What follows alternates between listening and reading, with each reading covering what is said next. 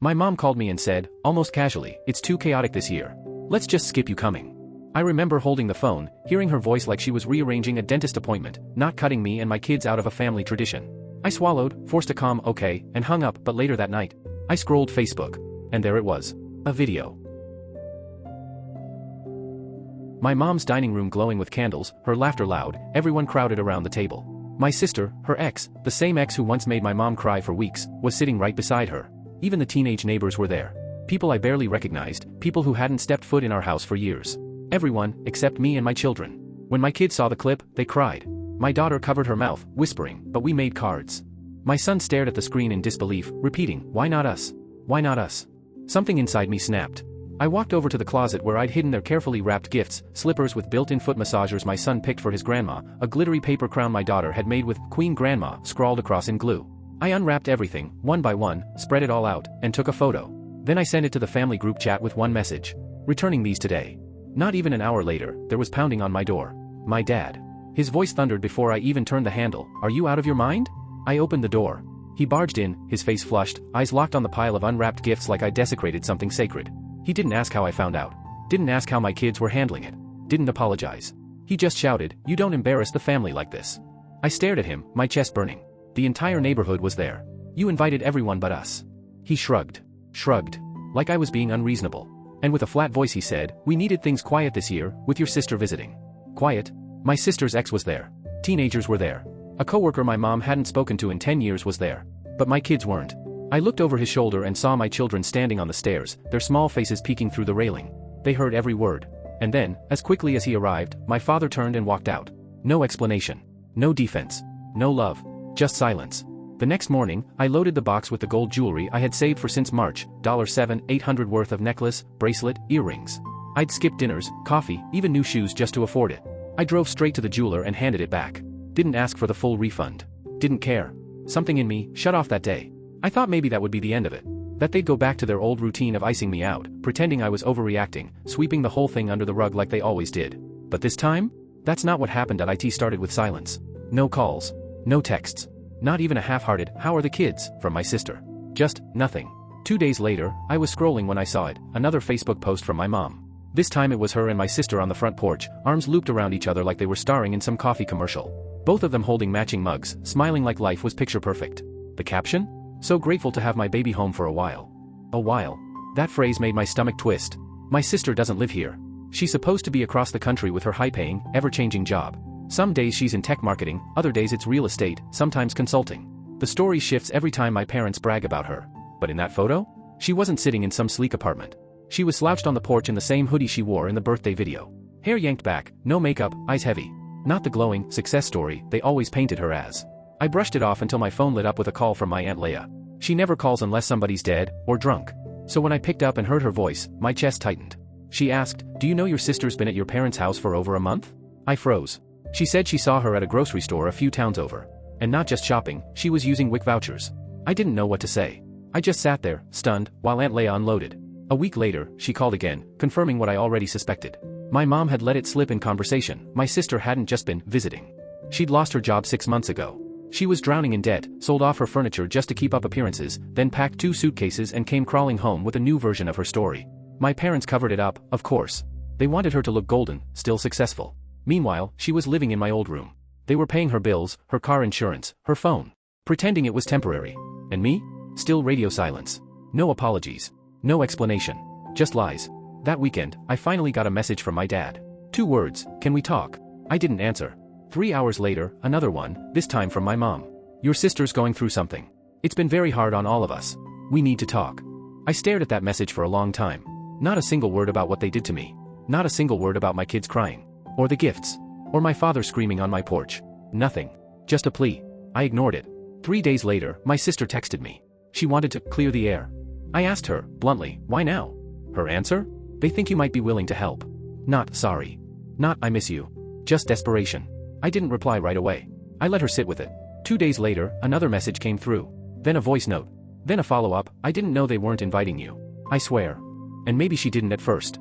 But she sure as hell knew when they pulled out the plates, when my kids' chairs sat empty, when she looked around that room and saw I wasn't there. She knew. Still, I asked, "What is it they want?" Her answer came fast, "I think they want you to help me financially." Just like that. No warm-up. No pretending. They wanted money from the daughter they cut out. From the grandkids who weren't even good enough to sit at the table. I almost laughed. Instead, I texted my mom, "We can talk in person." She fired back instantly, "Oh, thank God. Your dad and I were hoping we could all move past this." Move past this? She said they'd come over that weekend. I told her fine, I'd cook. When the day came, they arrived like nothing ever happened. My mom carrying a pie, my dad carrying his usual smugness. They said hi to the kids. My daughter clung to my side like glue. My son never even looked up from his tablet. We sat down. I served lunch. Small talk filled the air, stiff and awkward. And then, my mom sighed. "You know your sister's situation. It's not her fault the company downsized. She's been having a rough time. We were hoping you could help her get back on her feet." I nodded, pretending to think it over. "Sure," I said. "I'll help her find a job." She blinked. "Well, yes, but we meant something more immediate, like rent, groceries, maybe getting her car fixed." I smiled. "Helping her find a job is immediate." My dad cut in, his voice sharp. "She's not used to working that kind of job. She needs something that matches her background." I looked him dead in the eye and said, "Then she can match whatever's left of it." Silence. Heavy, uncomfortable silence. My mom's eyes flicked around my house, my new couch, my updated kitchen tiles, all of it bought with my own work. My money. My choices. She looked back at me and said coldly, "If you're going to be like this, we'll just have to get by without your help." I stood up, picked up her pie, and gently lowered it into the trash. "Hey," I said softly. They left without another word. That night, I sat at my kitchen table, laptop glowing in the dark while the kids slept upstairs. My chest still tight from everything that had happened. I wrote an email to a friend who works in staffing. I told her I had a candidate, someone with a degree, some gaps in employment, but willing to take whatever was available. Customer service, admin, reception, retail, it didn't matter. Just something. 2 weeks later, my sister had a job. Entry level. No remote perks. A desk, a headset, fixed hours. She thought it was luck, but I knew better. I never told my parents I'd arranged it. Let them believe in coincidences. It wasn't until the day my mom called me that the mask cracked. Her voice sharp, bitter. "You really aren't going to help us, are you?" I asked, calm as ever, "You mean money?" She snapped back, "Anything?" And I said the truth, "No." 2 days later, an envelope arrived. A real letter, with their handwriting on it. Inside were pages calling me cruel, heartless, abandoning family when they needed me most. I sat there, reading it, and that's when I remembered, the Lexus. Oh, they really thought I forgot about that car. A year and a half ago, when my dad's old truck finally gave out, he had called me in a panic. Begging. Saying it was just short-term help. Back then, my husband and I weren't officially divorced yet, and he was in a generous mood. Against my better judgment, I co-signed on a loan. Got my parents a decent car. Reliable. Safe. Something my mom could drive without worrying about breaking down on the way to her book club. We bought them a Lexus. Low miles. One owner. Practically spotless. My dad cried when I handed him the keys. My mom told anyone who would listen that I'd finally done something right. But here's the truth, they never made a single payment. Not one. So when that letter arrived accusing me of abandoning them, I didn't cry. I laughed. And then, I picked up the phone and called the loan company. Turns out, the Lexus was still fully in my name. Title never transferred. My dad never asked, and I never offered. Maybe he figured I'd forget. I didn't. I waited. I held my silence until my mom posted a photo online, my sister leaning against the Lexus in the driveway, smiling like she was about to cruise off to brunch. I screenshotted that photo, sent it straight to my lawyer. 2 weeks later, my parents were served with a repossession notice. Delivered right in front of their neighbors. That part wasn't planned, but oh, it was satisfying. The phone rang not long after. My mom, screaming. "How could you do this to us?" I answered, calm as ever, "You disowned me. The car goes with me." Then I hung up. I thought that was the end of it. But I was wrong. A week after the Lexus was hauled away, there was a knock on my door. And standing there, suitcase in hand, was my sister. Not angry. Not crying. Just tired. I asked, "What are you doing here?" She looked me straight in the eye and said, "I quit the job." Before I could respond, she added, "I want to stay here with you. I want to start over." I laughed. "I've got 2 kids and no spare room." She said softly, "I can sleep on the floor." And then she dropped the bombshell. She was pregnant. Not by her ex. Not by anyone she wanted to name. She admitted my parents didn't know. My dad definitely didn't. And with wide, scared eyes she whispered, "They'll throw me out." I know it. And for the first time in years, I didn't see her as golden. I didn't see her as untouchable. I saw her as scared. Human. That night, she stayed on my couch. No promises. No conditions. I gave her a blanket, a pillow, a towel. That was it. She didn't ask for more. My kids were confused. My daughter leaned close and whispered, "Why is Auntie sleeping in the living room?" I just said, she needed a place to rest. By the 3rd night, my sister was unloading the dishwasher, helping with homework. Not because I asked, because she wanted to. She didn't say much. When she did, it was about little things, her cravings, her back aching, regrets that slipped out when she thought I wasn't listening. I didn't ask again who the father was. I didn't care. And while she was quietly piecing herself together in my house, my parents were putting on a show. It began with old photos of her plastered online, smiling, polished versions of her from better days. Then came the long, self-pitying posts. My mom writing like she was grieving a daughter who turned away. Dramatic prayers for healing in our broken family. Like they were victims of a hurricane. The kicker? She even listed the Lexus among the things they had lost. They started making calls. Relatives. Family friends. Even people from church who hadn't spoken my name in years suddenly had an opinion, my parents' opinion. They spun stories about me, about how I'd changed, how I was poisoned by bitterness. One day my aunt called and asked point blank why I had stolen the car. I didn't argue. I just sent her the title paperwork. Silence after that. But silence never lasts. The next evening, my doorbell rang. I opened it and there she was, my mom. Only she didn't look at me like a mother looks at her child. She looked through me. And she said, cold as glass, I'm here to see my daughter. The real one. Behind me, in the kitchen, my sister froze mid-bite, a spoonful of cereal suspended in her hand. Her eyes went wide. She whispered, don't let her in. I didn't. My mom's voice hardened. You're making a mistake. This is family. I said, you disown me. You can't walk that back now. And I shut the door. The very next day, my sister got a call. My dad, furious, called her ungrateful, said she'd betrayed them. He demanded she come home, promised forgiveness if she fixed things with me. She hung up. Then she looked at me, voice trembling but steady. They're not scared I left. They're scared I told you everything. That night, she sat on the edge of the couch, hugging her knees, and whispered, do you hate me? I thought for a long moment before answering. Not anymore. But I don't trust you yet. She nodded. That's fair. And I think, for once, she meant it. The following morning, I got a notification. My mom's latest post, a blurry photo of her standing next to an old pickup truck at a dealership. The caption read, New Beginnings. A family friend commented, what happened to the Lexus? My mom replied, ask Grace. So, I did. I left a comment right beneath it, sold it. Paid off the loan. Used the rest for my kids. No reply. But I know she saw it. The Lexus sold quickly. Clean title, low miles, it drew interest fast. A man from 2 towns overpaid in full and drove it off grinning like he'd won the lottery. I watched from my window. I didn't smile. I didn't cry. I just felt still. I put part of the money toward finishing the loan, then split the rest, college fund for the kids, savings, and a little envelope I labeled whatever comes next. Meanwhile, my sister stayed on the couch.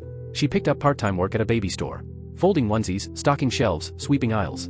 Not glamorous, but she showed up every shift. Never late. Never complaining. She started helping with homework, washing dishes. And for the first time in years, our silence wasn't cruel, it was comfortable. But my parents weren't done. They started showing up. At the kids' soccer games. At the grocery store. Always within eyesight, never speaking. Just there. Watching. Then the gifts started arriving. Packages and cards addressed directly to my children. A doll for my daughter. A science kit for my son. Signed, Love, Grandma and Grandpa. No return address. No note to me. One day my son asked, can we visit them? And all I could manage was, we'll see. Then came the worst letter. Typed. Cold. From my mom. She said she was sorry for how things turned out. Not for what they did. Not for the lies. Just the outcome. And then, the kicker, they wanted to meet. They wanted to clear the air, to start over. Said they missed their family. My sister read it and shook her head. They think I'm your ticket. I nodded. But I'm not going backward. So, I wrote one final letter. No insults. No curses. Just this. I'm glad you love your version of family. I'm building mine. But it won't include people who only see my children as footnotes. Explain it however you want. I won't explain myself anymore. And then, I blocked them. Phone. Social media. Everything. That night, my daughter crawled into my lap and whispered, Grandma forgot about us, didn't she? I stroked her hair and said, no, sweetheart. She just never knew how to treat you right. She nodded, understanding far too much for her age.